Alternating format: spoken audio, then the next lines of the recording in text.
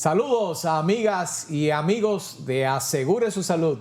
Qué bueno tenerles aquí como de costumbre con nosotros para llevarles informaciones y orientaciones de este importantísimo y amplio mundo de la ciencia, de la salud, de la medicina, ¿verdad? De sus avances y de la seguridad social en general, por supuesto. Hoy, como de costumbre, hemos preparado un programa con un contenido variado y que esperamos sea de su interés. Tenemos un distinguido invitado hoy, el doctor Santiago Collado Chastel, un destacado hematólogo oncólogo que dirige todo el área de oncología de Sedimar. En un breves minutos estará con nosotros, pero por supuesto, antes de eso, vamos a iniciar en breve nuestro programa, el contenido de lleno, con su famoso kit de emergencia, su sección, ¿verdad?, popular, favorita, donde el doctor Cabral, nuestro querido Pochi, nos va a hablar de todas esas cosas que suceden y que debemos tener presente para prevenir accidentes, fuegos, todas esas cosas que suceden en estos tiempos de Navidad, que dicho sea de paso, este es nuestro primer programa de diciembre, ¿verdad? Ya estamos en la época de lleno, en la época navideña, y nosotros esperamos que sean unas Navidades tranquilas, llenas de paz, de alegría, de amor, como debe de ser en cada hogar dominicano. Así que no se muevan de ahí, vamos a cumplir con unos compromisos, pero en breves momentos retornamos con su kit de emergencias.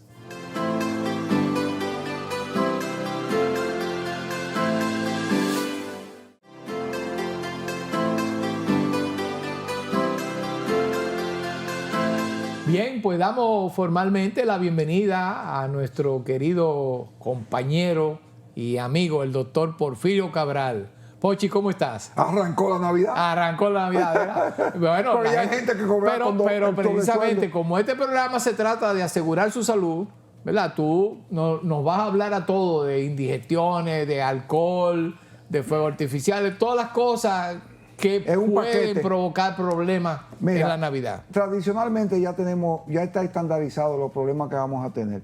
El problema número uno, para amigos televidentes y a todos los que nos escuchan y nos siguen, y agradecerle a las personas que me escriben y siguen los reels que les enviamos, es accidentes de tránsito. Es increíble, no hemos podido disminuir las estadísticas alarmantes que tenemos de accidentes de tránsito, y de todas las índoles, porque los accidentes de tránsito tenemos que clasificarlos: accidentes de motor, accidentes de vehículo pesado, accidentes de vehículo liviano, accidente peatonal de las personas, accidentes de los ciclistas. Entonces hay una gran variedad, accidentes por animales de tránsito en la carretera, pero todavía no hemos podido bajar la cifra alarmante que el principal activo de los accidentes de tránsito es el famoso motorista, porque los motoristas siguen andando sin la protección adecuada, siguen andando en vías contrarias, impresionantemente chocan dos motoristas de frente, casco con casco, sin el casco puesto. O sea, hemos visto toda la variedad que podemos imaginar, porque inclusive, y lo podemos decir aquí, los agentes de tránsito que andan en patrullas motorizadas no tienen la protección adecuada, andan sin el casco, sin protectores, porque piensan que el accidente va a respetar a la policía. Todo el que anda en un motor es igual, los accidentes no van a tener selección. Y siguen, de la última estadística, que con el mayor respeto yo puedo decirle que es mayor, dice que el 65% son motoristas, y no el 65, el 70, porque ahí no calcularon bien el acompañante de los motoristas, que cuando sufre tú tienes que sumarlo a la estadística. ¿Qué otro grupo de patologías vamos a tener en la época navideña? La intoxicación por alcohol, pero tenemos que dividir en dos grupos: intoxicación por la cantidad de alcohol que tú tienes en la ingesta, y intoxicación por alcohol adulterado, alcohol falsificado, el pitrinche, el ron que venden adulterado en cualquier colmado, que en esta época navideña se incrementa la intoxicación. Sabe que es por un tipo de alcohol que no es el que está diseñado para tu ingerirlo. Pero aparte de eso, Pochi, ¿verdad? Y te hago este paréntesis. Hace pocos días tuvimos un evento en Nueva York donde jugaron Licey y Águilas en el City Field.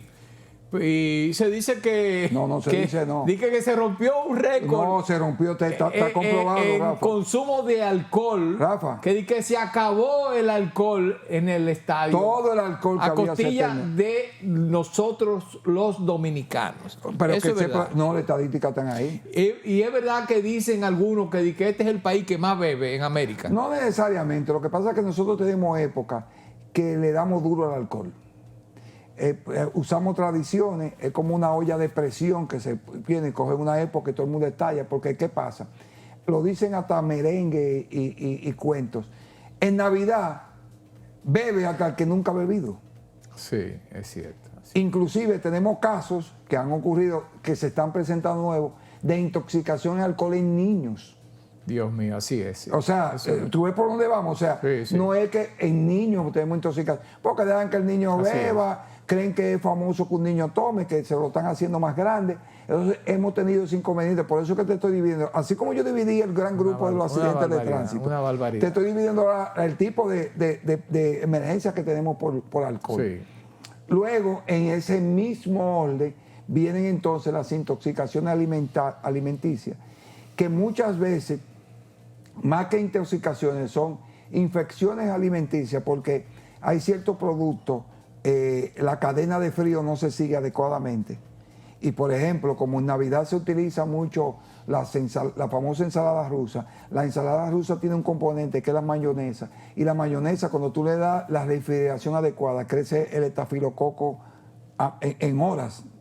Entonces, cuando tú ingieres una ensalada rusa que no se refrigeró, tú te estás una intoxicación segura, claro, te va a dar vómito y diarrea. Sí. Entonces, por la combinación y el huevo que contiene, que es muy prolífero, son caldos de cultivo para que las bacterias crezcan rápidamente. Yo recuerdo, ahora que tú lo mencionas, yo recuerdo cuando yo ejercía en la Armada y hacía emergencia. Claro, que eso era un caso común, y en esta época más. Y volviendo al mismo alcohol, por ejemplo, hay combinaciones que son mortales con el alcohol, y es un famoso pinta-pinta. El pinta-pinta no es más que un vino cualquiera que lo ligan con ron. Con ron, sí. La intoxicación con eso, mira. Dios mío, ¿cuánto no, y se lo inventan. Porque si nosotros, tal vez no seamos el país que más bebe, pero somos el país que más inventa, con la bebida alcohólica. O sea, lo combinamos con todo. Dios mío. Entonces se causan esas patologías que son muy frecuentes. Otra patología que viene es que las personas abandonan los tratamientos de enfermedades crónicas como la diabetes y la hipertensión, y entonces tú puedes presentar eventos. El caso del infarto, el caso de un coma diabético, pueden empezar a presentarse esos eventos. O sea, porque creen que en Navidad la enfermedad se detiene. ¿Me entiendes? Es culturalmente.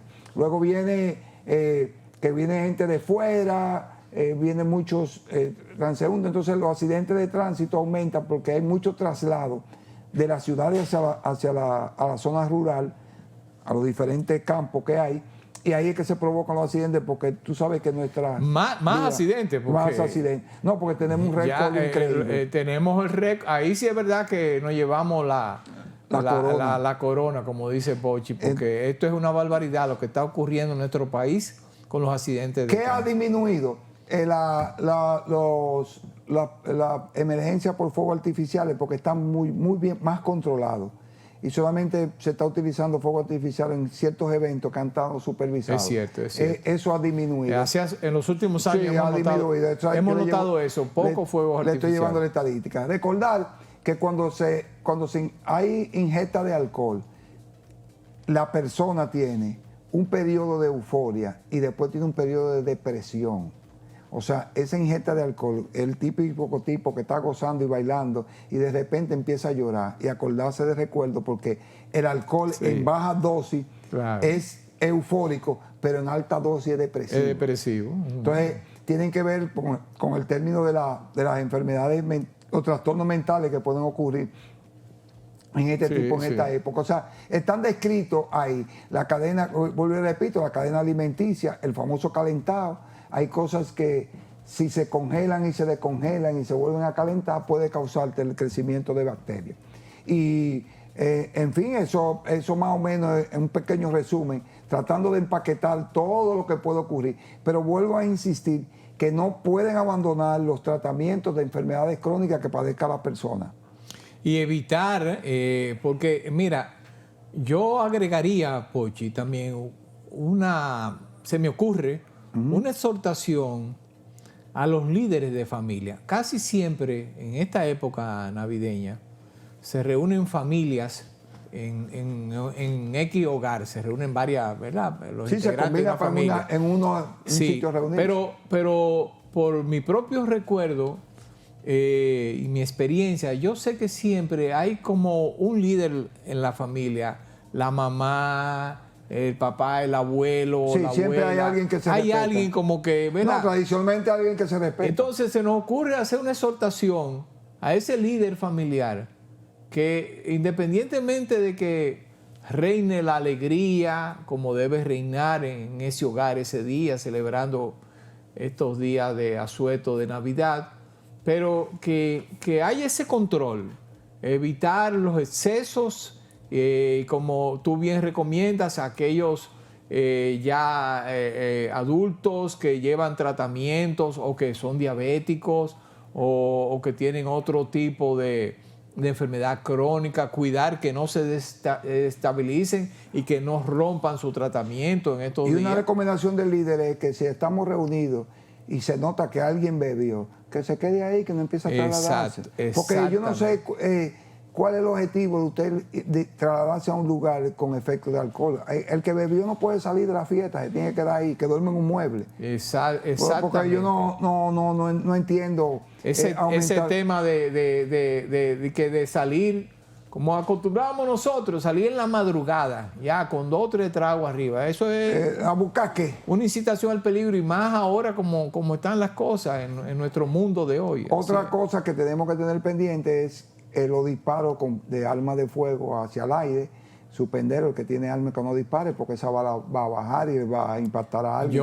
Yo tengo entendido que ya eso prácticamente no existe, porque de hecho en años anteriores, porque esa era una práctica, primero era una práctica muy común en nuestro país. Quizás algunos de ustedes jóvenes no lo sabían. Aquí en Navidad y sobre todo entero. En Año Nuevo, en el 31 en la noche, todo el que tenía, o mucha gente que tenía armas de fuego, era disparar para arriba, tiro, una balacera. Sin saber lo que ocasionan las balas perdidas, que ocasionan incluso pérdida de vida.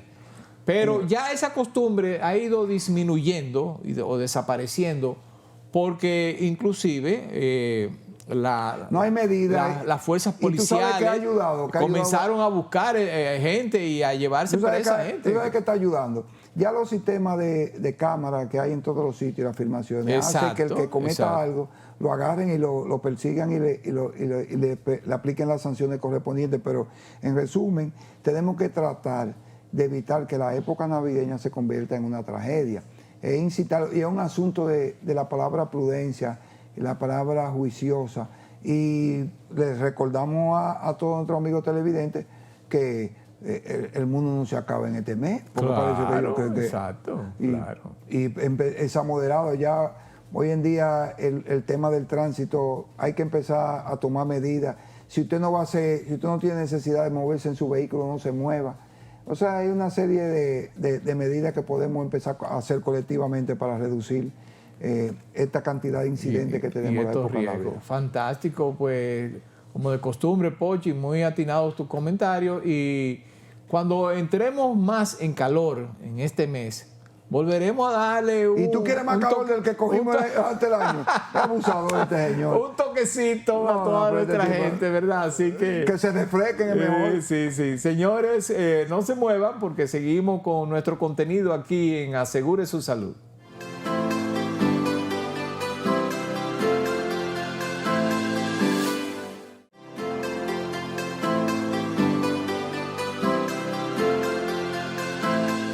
Señores, miren, queremos tratar con ustedes un tema que ya lo hemos conversado en diferentes oportunidades porque entendemos que es un tema delicado. Para mí es un crimen de lesa humanidad y es el tema de los medicamentos falsificados, adulterados. Recientemente, en estos días, han salido noticias sobre un decomiso que han hecho las autoridades de cantidades enormes. Estamos hablando de cifras millonarias en medicamentos falsificados. No es la primera vez que esto ocurre en nuestro país. Recuerden que una vez se habló de que en Moca había un centro de fabricación de ese tipo de productos, incluso hubo mucha gente, hubo varias personas que fueron detenidas, sometidas a la justicia. En fin, es algo que nos ha afectado siempre y que nosotros consideramos que es un crimen tan grave como cualquier otro. Es más, para mí podría ser hasta peor que un asesinato, porque hay que tener mucha maldad, hay que tener mucha sangre fría para participar, promover un negocio de este tipo que atenta directamente contra la vida de tantas personas. Porque todo aquel que está bebiendo un producto que no es lo que cree que es para un problema de salud específico, usted lo puede estar condenando a muerte, así de simple. Sí, pero Rafa, quiero hacer un aclarando. Y hemos hablado en otras ocasiones, pero yo quiero hacer un pequeño paréntesis. Sí. Mira, tenemos dos temas. Medicamentos falsificados, que estoy totalmente de acuerdo que tú lo digas, y hay otros que son medicamentos reciclados. Por ejemplo, el medicamento lo sacan de la caja de muestra médica y te lo venden más barato, porque en realidad es un tema económico, lo venden más barato, pero a veces el mismo medicamento, que es el gran negocio que hay en Moca. Por eso que nunca ha dejado de existir. Ahora, existe otro gran grupo que de medicamentos falsificados, que ese es muy peligroso, porque inclusive eso no tiene ningún control y si tú te lo tomas te puede hasta matar. Pero hay que ver cómo es que deben ser atacados. ¿Qué es lo que yo les recomiendo? Lo que nosotros tenemos que hablar con el usuario. Señores, no compren medicamentos que no sea de una farmacia certificada. No compren medicamentos fuera de... Porque, ¿qué es lo que pasa? Tenemos medicamentos, por ejemplo, en el caso de los medicamentos de la hipertensión, que un buen tratamiento de medicamentos de hipertensión está en 7,000 o 8,000 pesos semanal. Sí, claro, por supuesto. Entonces la gente tiene que cree que se está defendiendo comprándolo barato, falsificado. Exacto, es una parte muy sensible, muy sensible del problema. Pues. El medicamento del doctor que viene a la entrevista, medicamento de oncológico, eso es el costo de eso. Son cosas que la gente, cuando le venden una ampolla, mira, esto cuesta 3,000 pesos menos, se va a agarrar de ese medicamento. Pero fíjate. Porque es un tema Pochi, social. Se dice que el negocio de los medicamentos alterados, falsificados o alterados en el mundo entero, es un negocio de 200,000 millones. No, eso no tiene madre. Porque te voy a decir. Es un negocio. Es un mismo negocio la droga. Debería haber un departamento. Como una DNCD para perseguir a esa gente, debe haber una división de la policía cayéndole atrás. Sí. Porque eso es más que la misma droga. Pero mira, ahí hay cifras que son espeluznantes. Dicen mal contado. Que 1 de cada 10, pero sobre todo en países como el nuestro, 1 de cada 10 personas puede estar ingiriendo medicamentos que no son confiables. Falsos. Y a veces el tratamiento, tú dices, ¿y cómo se va a curar si la mitad es harina? Exactamente. Entonces el médico que le ha indicado una receta al paciente, ¿verdad? Y óyeme, y ve que el paciente no mejora, no evoluciona, él que por su experiencia, por la clínica, dice, debe haber una respuesta de este tipo a esta medicación y no ve nada. Oye, no, pero es eso. Entonces viene el cambio. Entonces, y déjame decirte algo. Eso lleva inclusive, es un problema complicado, porque sí, eso lleva también a muchos médicos a indicarle a sus pacientes productos de marca, aunque sean los más costosos.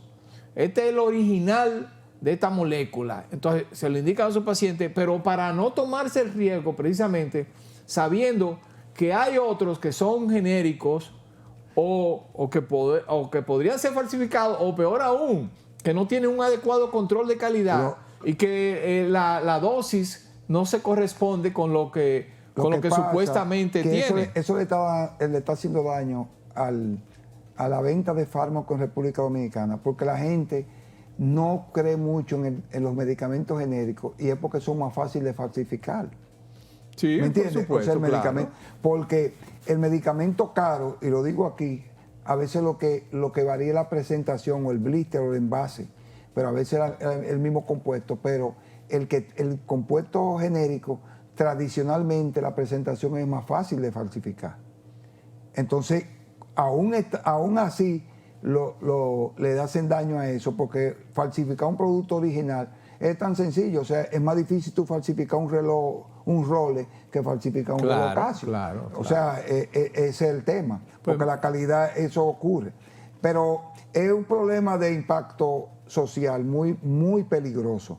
Y tenemos que tomar, yo le digo al usuario que tome su medida, que compre el medicamento, que no, lo barato sale caro, que compre su medicamento en farmacias reconocidas, que ya tienen los controles, que no compre un medicamento en un patio, o que no se lo compra a nadie sospechoso. Y voy más lejos, Pochi. Mira, independientemente de que hay instituciones, SECON, la DIGEMAS, diferentes instituciones estatales que están llevando a cabo una importante labor de investigación y persecución de este tipo de criminalidad. Yo también hiciera una exhortación a nuestros congresistas. Yo no conozco bien el tema de las penas en estos casos. Yo creo que no creo que sea criminal. Pero yo creo que esto debería llevarse a la pena máxima. Aquellos que sean encontrados culpables de este delito deberían ser condenados a la pena máxima, como si fuera un asesinato acusado de intento de homicidio, premeditación y alevosía. Intento de homicidio, que es igual, te digo, que el homicidio per se. Exacto. O sea, eso yo creo que deberíamos ahí trabajar ese punto para desalentar, desestimular a aquellos delincuentes que siguen porque dejan mucho dinero. Es un gran negocio. Hasta ahora eso pasa como los viajes ilegales. Hasta ahora el que agarran en eso sale libre. Yo no he visto a nadie condenado preso por el medicamento falso. Mira, eso sí, yo prefiero, eso sí estoy yo seguro. Dame el favor, porque yo no te voy a demandar unos casos ahí y están sueltos. Pero yo les prometemos que vamos a investigar más sobre este tema, pues no lo vamos a soltar. Vamos a seguir aquí elevando nuestra voz en contra de esos criminales que atentan no solo contra la salud, contra la vida misma de todos los seres humanos y aquí nuestros compatriotas. Señores, no se muevan porque ahora venimos ya con nuestra entrevista, ¿verdad? De nuestro cuarto bate de hoy. Así que en breves segundos retornamos con ustedes aquí en Asegure su Salud.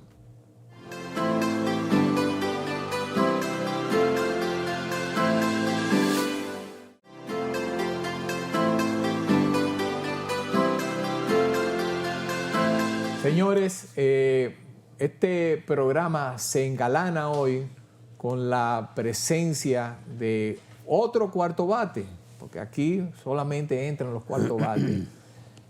Un destacado hematólogo, oncólogo de mucho prestigio que dirige todo el área de oncología de SEDIMA y a quien, repito, pues nos honramos hoy en dar la bienvenida a nuestro programa, el doctor Santiago Collado Chastel.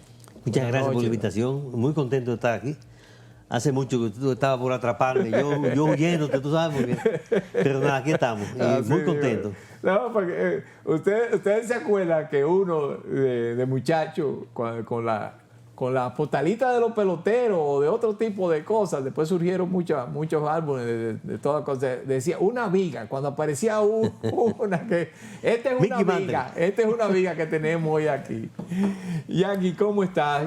Óyeme, quedé muy impresionado en estos días y ustedes verán en sus pantallas mientras vamos conversando más tarde fílmicas de las nuevas instalaciones, la nueva área dedicada a la oncología en Sedimat. Oye, fantástico, no la conocía. No sé cuánto tiempo tiene esa. Sí, no, es un año, pero la reacción que tú tuviste es la que tiene la mayoría de la gente. Wow, yo no sabía que en este país había algo así. Eso es lo que me dice la gente. Exactamente, sí. Exactamente. ¿Cómo, si se puede saber brevemente, cómo surge esa área tan completa y tan moderna que han podido ustedes lograr ahí en las instalaciones de Sedimat? Claro. Nosotros comenzamos en Sedimat hace unos 13 años. Comenzamos a fundar el área de hematología y oncología. Sí, claro. Y teníamos un área pequeña en el edificio viejo, vamos a decir, en el edificio sede. Eso fue modificándose y conseguimos habitaciones, más consultorios, pero llegó un punto que teníamos que crecer, realmente crecer bien. Y se estableció un plan maestro para hacer en el 6º piso un área donde estuviesen todos los servicios de oncología. Si tienes las consultas, el hospital de día, la hospitalización a largo plazo, sí, toma de muestras. Y el paciente llega a esa área y es atendido de manera global, desde las consultas de oncología, de hematología, de psiquiatría que tenemos arriba, hasta todos los detalles de su tratamiento en sí. Es muy cómodo para el paciente. Y es la idea de reunir en un sitio todo lo que un paciente necesita para ser tratado. No solamente desde el punto de vista médico, sino emocional, de bienestar, de acompañamiento. Una de las cosas que yo pude ver ese día, que a pesar de ser tan amplias las instalaciones, en lo que tiene que ver con el área de hospitalizaciones, prácticamente estaba todo lleno. Sí, así es. ¿Qué es lo que está pasando en nuestro país? Es que realmente estamos teniendo tanto cáncer, cada día más casos de cáncer ya. Claro, la población envejece y con el envejecimiento de la población hay más casos de cáncer. El cáncer está ligado sobre todo a la longevidad del paciente. Cuando la gente se moría de 15, 20 años, de epidemias, en guerras, no se veía tanto cáncer.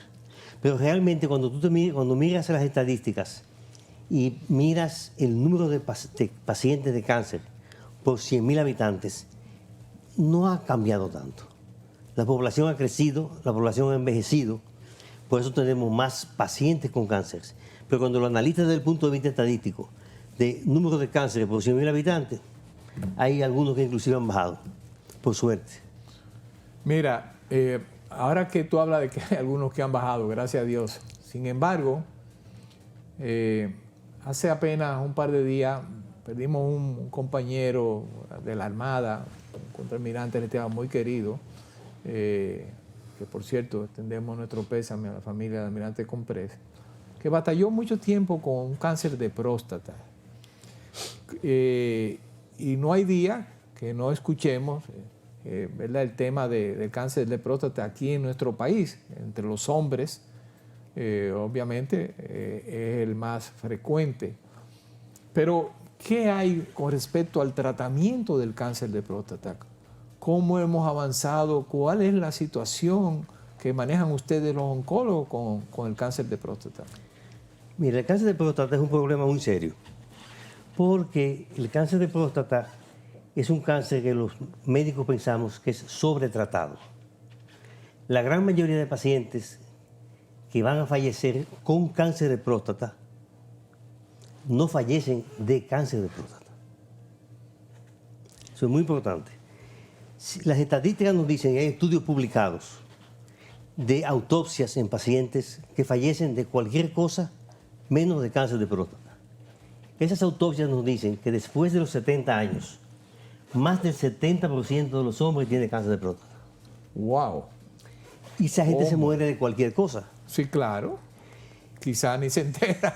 Exacto. Entonces, es una situación en la cual estamos viendo que estamos haciendo diagnósticos de pacientes, tratando pacientes, sometiendo pacientes a quimioterapia, a radioterapia, a hormonoterapia, a castración química, Sí, sí. que van a morir de otra cosa si lo dejamos tranquilo. O sea, es una situación, vamos a decir, no es nueva, pero ha motivado que los grupos de fuerza, por ejemplo, la Sociedad de Urología en Estados Unidos, en España, en Francia, desaconsejan que se haga PSA al paciente. Que desaconsejen. Claro. Que se... Dicen que es más peligroso hacer PSA y exámenes de próstata a la población general como rastreo que no hacerlo. Porque tú vas a someter a un grupo de la población a tratamientos que son severos, costosos, que le van a mermar su calidad de vida y que no van a impedir que el paciente, no van a provocar, no van a ser la causa de la muerte del paciente. Mira, no puedo desaprovechar que estás tratando este tema para preguntarte con respecto a un tratamiento específico. Hace 2 o 3 años, nosotros, en mi familia perdimos un pariente político, un destacado cirujano, por cierto, que vino a operarse aquí de un cáncer de próstata en un reputado centro médico de la Hidalga de los 30 Caballeros, por una cirugía robótica con un especialista renombrado. Pero te cuento algo y te lo estoy mencionando por lo mismo que comentabas. Después de esa cirugía, ese señor que tanto queríamos nunca volvió a ser el mismo y comenzaron a venir diferentes tipos de problemas, desde infecciones hasta problemas mecánicos, físicos, etcétera, etcétera, con esa cirugía robótica a la que se sometió. La cirugía robótica no es más que una cirugía ayudada por un equipo que te permite hacer cortes mucho más precisos. Puede ser utilizada en próstata, en muchísimas otras esferas. Y básicamente se vendió como la cirugía que preservaba los nervios que controlaban la erección. Sí, Y de esa manera se hizo muy popular, es muy costosa. Exacto, sí.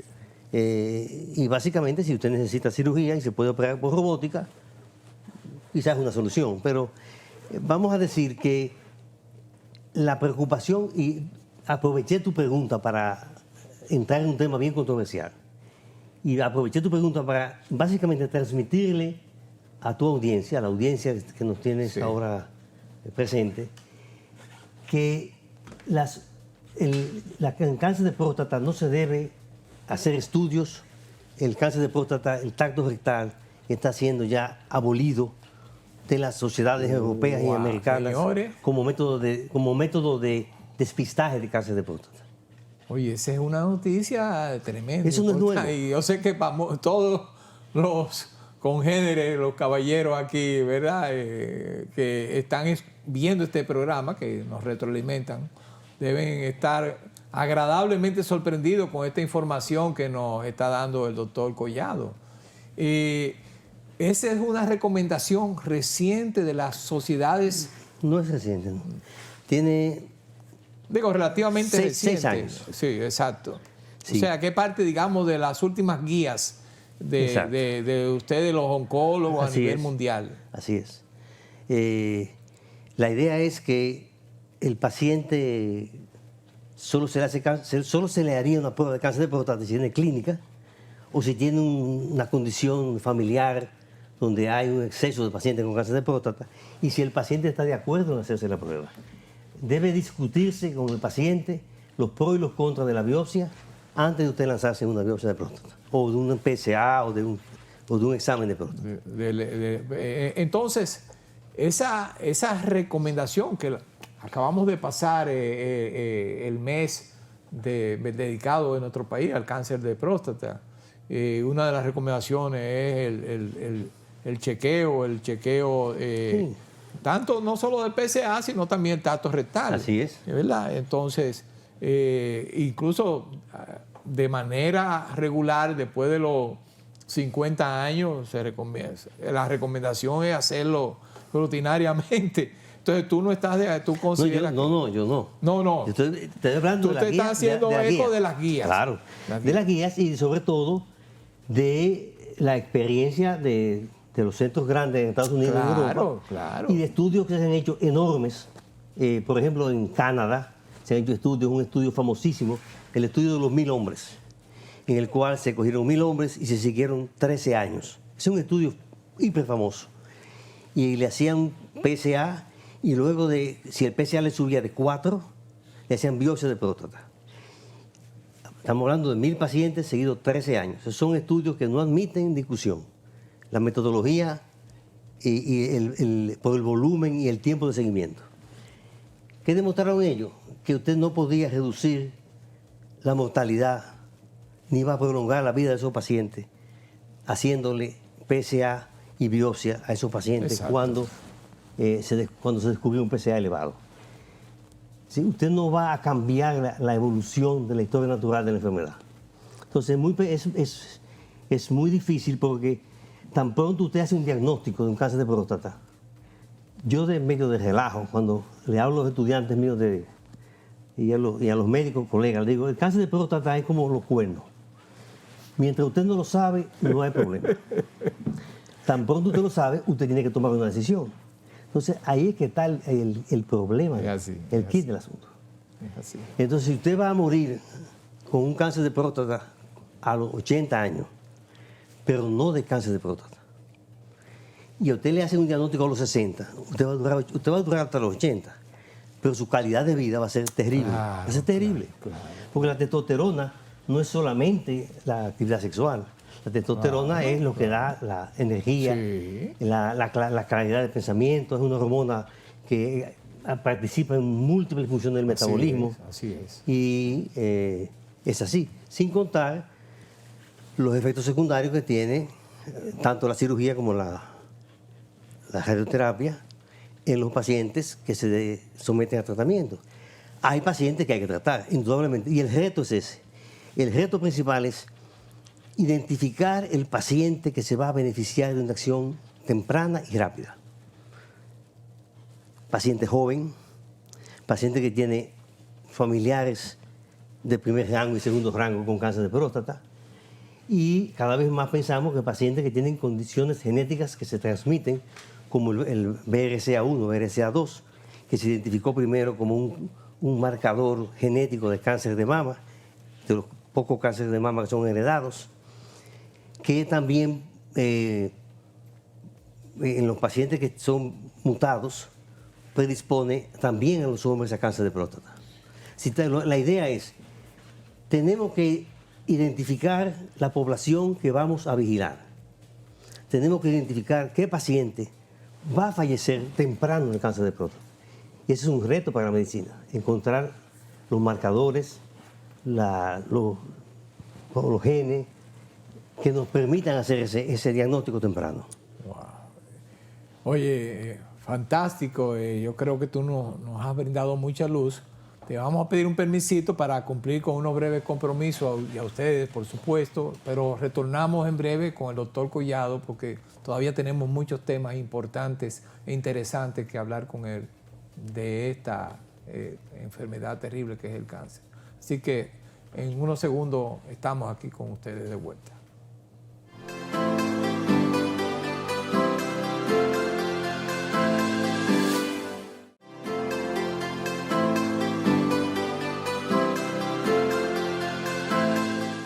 Bien, señores, ¿verdad? Estamos impresionados porque uno oye muchas cosas y lee muchas cosas en la prensa que a veces son diferentes a lo que realmente se está recomendando y de lo que se está hablando en los grandes centros científicos del mundo.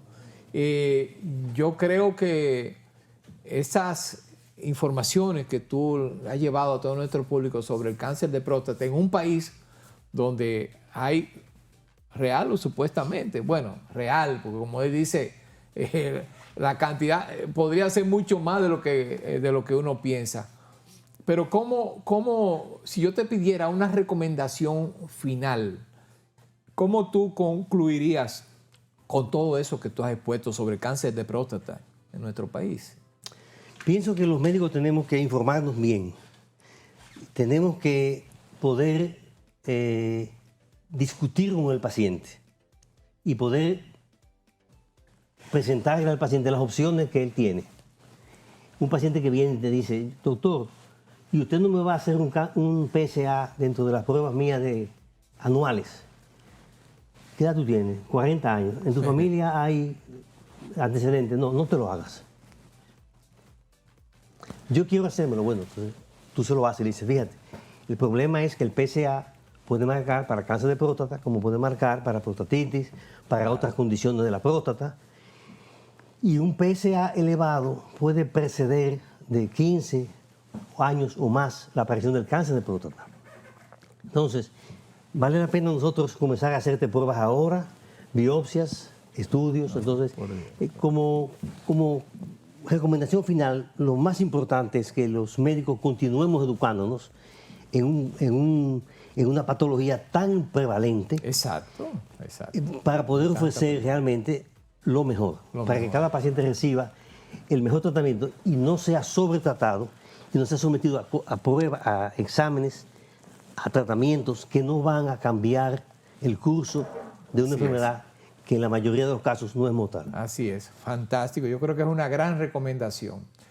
Mira, quiero preguntarte, se habla mucho del cáncer constantemente, todos los días, vemos información en todos los medios científicos sobre los avances que se llevan a cabo, hay en curso muchos estudios, muchos experimentos con nuevos tratamientos, moléculas. ¿Cuál tú dirías, desde tu punto de vista, qué es el futuro en el tratamiento del cáncer? Porque por un lado se habla casualmente de la genética, después que se trabajó con el genoma humano, de terapias de genética, pero también se habla de inmunoterapia, una cosa mezclada con la otra. ¿Cómo tú visualizas el futuro del tratamiento del cáncer? El tratamiento del cáncer, el mundo de la oncología, es sin lugar a dudas el área de la medicina que más rápido se mueve. Exacto. Donde hay día a día más adelantos. Yo les digo a veces a los médicos que lo que a nosotros nos enseñaron, a los médicos más viejos como yo, hace 30, 40, 50 años, cuando hicimos nuestras especialidades, ha cambiado como 200 veces la manera de pensar sobre el tratamiento, sobre el manejo del cáncer. Y es indudablemente no es una sola herramienta la que vamos a utilizar. Se están desarrollando múltiples herramientas, tanto desde el punto de vista de diagnóstico temprano, de tratamientos que sean cada vez menos agresivos y sobre todo de someter al paciente a un equipo multidisciplinario. Vamos a decir que lo que debe cambiar rápidamente es la decisión unilateral en el manejo de un paciente con cáncer del tipo que sea. Los pacientes deben ser analizados por grupos de médicos que manejan esa patología, tanto cirujanos, terapeutas, pero clínicos. Tú estás poniendo un dedo sobre la llaga. Tú estás hablando de algo que en nuestro país es casi inexistente, porque a nuestros colegas, a nuestros amigos médicos, les gusta poco trabajar en equipo. Aquí no hay como vemos en otros países avanzados, la cultura de trabajar en equipos. Y yo creo que esa observación que tú haces es muy al lugar, sobre todo en esto de tratamiento de cáncer, donde debería haber diferentes áreas involucradas. Sí, pero cada vez más en los centros hospitalarios, entre ellos nosotros, se han creado comités de tumores. Nosotros tenemos hace 10 años un comité de tumores. Un comité de tumores allá en Sedimar, donde van médicos de todas las especialidades. Y déjame darte una anotación. Cuando llegó la pandemia, el COVID, tuvimos que dejar de hacer reuniones presenciales. Sí. Estábamos muy tristes y apareció lo virtual. Las primeras 2 o 3 reuniones fueron terribles. Pero de ahí para adelante, eso es una herramienta monstruosa. Claro, ¿Por qué? Porque nosotros nos reunimos, no solamente nosotros, sino que tenemos gente que de España, de Estados Unidos, que participan de manera virtual en la presentación de los casos. Wow, Y qué eso bien. permite que el paciente reciba una atención, un nivel de fineza de opinión sobre qué vamos a hacer. Muy interesante. Así Oye, que fantástico. esto lo hago como paréntesis. Pero volviendo a tu pregunta original de los adelantos. Sí. Yo te diría que la creación de medicamentos dirigidos, de medicamentos que van a ser utilizados para ese cáncer que tiene ese paciente, en base a información molecular que vamos a obtener, va a ser probablemente una de las vías rápidas de avance en el cáncer. No vamos a tratar cáncer de colon, ni de mama, ni de próstata. Vamos a tratar alteraciones genómicas intrínsecas a ese tumor o alteraciones que tiene el paciente que favorecen la aparición de ese tumor, que eso es lo que va a permitir el manejo tailor, el manejo a la medida de Exacto. cada Un cáncer. tratamiento personalizado. A Juan Pérez. Y eso no es ciencia ficción, eso se hace hoy en nuestro país. Es decir, hay pruebas que nos permiten tratar pacientes específicamente con una molécula, porque ese paciente tiene una condición particular, con una mutación Exacto. que se ha demostrado que es sensible a una droga o a una acción o a la acción de la quimio con radioterapia, etc. Eso va a ser el gran avance que vamos a ver en los próximos años. Mira, fantástico. ¿Tú crees entonces que podría ser lo que algunos especulan, que antes se veía quizás como ciencia ficción, como muchas cosas en medicina, que hemos ido viendo cómo se van convirtiendo en realidades presentes? Pero algunos piensan que el cáncer, a la vuelta de unos años, 20, 30, quizás 50 años, va a ser una enfermedad que va a desaparecer, que va a ser totalmente curable, si no prevenible, por lo menos curable en su totalidad. Y yendo por esa misma vía que tú señalas de tratamiento. ¿Qué tú piensas? Bueno, hoy por hoy la gran mayoría de los cánceres se curan. La tasa de curación de los cánceres tempranos es altísima. Y indudablemente que con las nuevas drogas, los diagnósticos tempranos, cada vez más el cáncer es una enfermedad que se cura. La cantidad de sobrevivientes de cáncer que hay son tremendas, de pacientes que han padecido cáncer y que están curados es enorme. Gracias a Dios. Cuando alguien me dice que, bueno, que esa profesión que tú escogiste, que todo el mundo se muere, digo, no conoce lo que pasa realmente hoy en día. Esa era historia, esa era historia. Gracias a esa historia, Sí, así es. Pero fíjate, tú mencionas, y te voy a interrumpir ahí, Jackie, como le decimos cariñosamente, todos los que los queremos, que son muchos. Tú tienes ya una amplia experiencia en esto y a mí me consta que has tratado a muchas personas y de diferentes niveles, incluyendo a personajes de la vida pública en nuestro país importante. Yo me imagino que has pasado muchas situaciones bien sui generis y te preguntaría, ya que hay algún momento donde llega a una situación ya tal de salud el paciente, que tú hayas tenido que decirle al paciente, a la familia, no hay nada que hacer, ya no recomiendo que se siga insistiendo o tratando, o siempre se busca la forma de seguir adelante, aunque ya el paciente esté en una etapa terminal y casi irreversible, vamos a decirlo. Mira, cuando uno ve un paciente nuevo con cáncer, lo primero que el médico hace es evaluarlo y decir, ¿este paciente es curable o no es curable? Okay. Entonces, si el paciente va a una terapia con fines curativos, tú tienes que establecer un proyecto en esa ruta.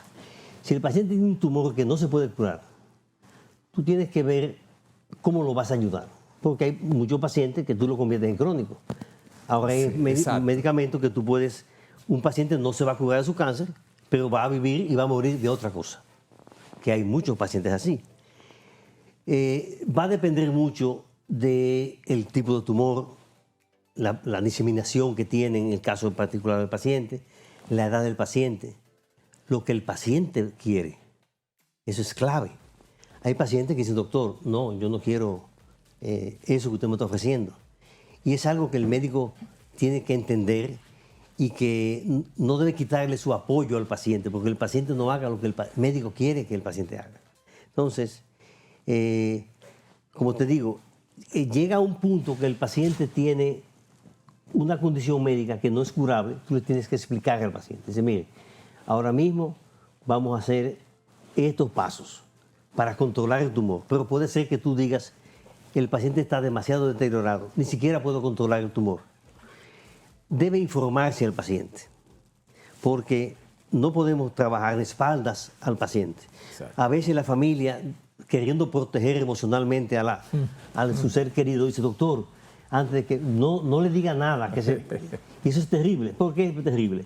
Porque si yo le digo al paciente, un paciente que es un adulto, y hasta un niño, que tiene una condición seria de salud, tú no tienes nada, tú estás bien, ¿qué va a pensar? Que yo lo estoy engañando, es un charlatán. Claro. Entonces me va a perder la confianza a mí y va a perder la oportunidad de comunicarse con su ser querido. Entonces, a veces hay que tener conversaciones difíciles, pero vamos a decir que con la experiencia que uno va adquiriendo, gracias a Dios, a través de los años, uno puede hacer esa información menos dura, menos complicada, y ofrecerle al paciente. El paciente tiene que saber que va a ser cuidado, que va a tener apoyo.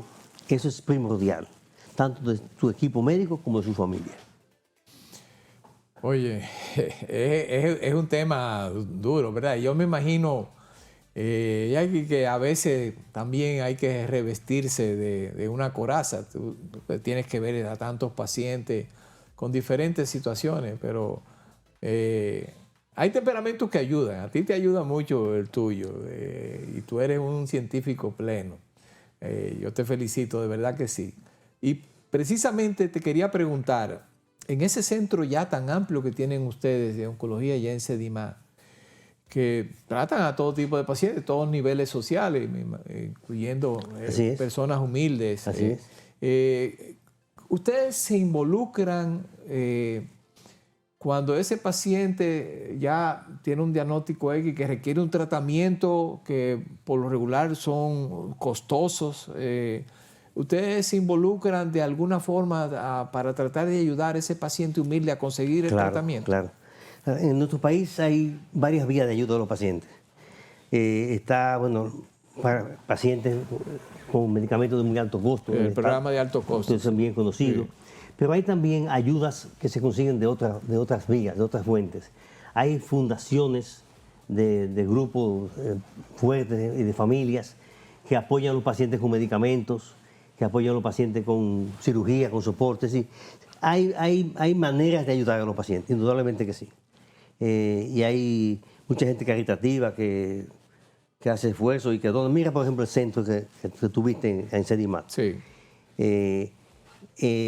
Sedimá hizo un esfuerzo enorme, pero también hubo personas muy desprendidas que donaron mucho dinero para que eso fuera así, una realidad. Ese centro nace básicamente por una familia que es muy cercana a Sedimá y que estimula y que da los primeros pasos.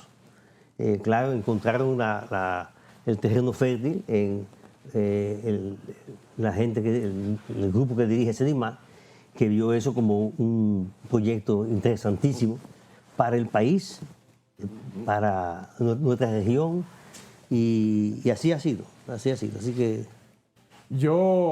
La verdad es que al llegar al final del programa, porque el tiempo, y miren que se nos quedan todavía muchos temas que tratar con el doctor Collado, pero quiero darte las gracias, no solamente por estar aquí hablando para todo nuestro público, sino también por tu calidad humana, que se suma a tu gran experiencia y tus amplios conocimientos. Y yo creo que nuestro país como tal tiene mucho que agradecerte por el trabajo que has hecho y que haces día a día en beneficio de todo nuestro pueblo. Así que felicidades de todo corazón. Ya alguna vez te lo había dicho, ¿verdad? Hemos estado muy de cerca, aparte de que fuimos compañeros también de estudio. Pero te felicito y te exhorto a que sigas adelante con el trabajo que estás haciendo en esa área tan importante de SEDIMAD como es el área oncológica. Así que... No, te agradezco muchísimo invitarlas y nada, yo espero que tú me vayas a visitar. Para y yo espero que tú vuelvas aquí, que no dentro de 5 años. Claro. Pronto te tengamos de nuevo para hablar de otros temitas. Señores, nada, ustedes gracias por estar ahí con nosotros, ¿verdad? Y con la promesa permanente la próxima semana de llevarle otro contenido de interés aquí en su programa Asegure su Salud. Será hasta entonces.